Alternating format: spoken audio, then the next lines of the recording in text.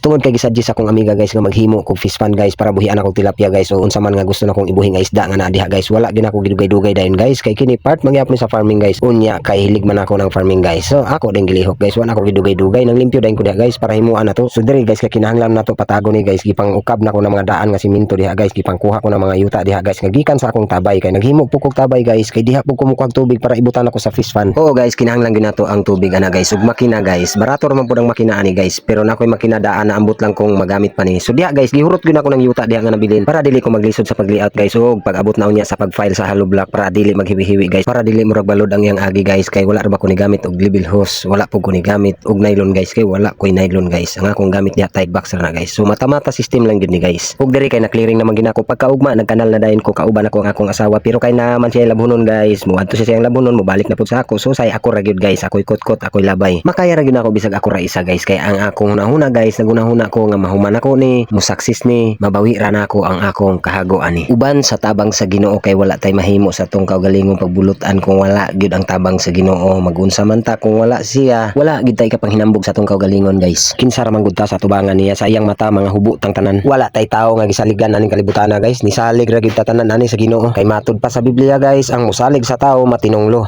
Kung lahi nga pagsalig guys ngadto sa atong mga barkada, ngadto sa atong igsuon, ngadto sa atong asawa, okay lang na nga pagsalig guys, basta ayaw lang gyud isalig sa ilaha ang imong kaluwasan. Maunay akong buot pasabot. Balik ka sa atong topic guys, kanilihis sa tagamay, balik ka sa atong gisgutan.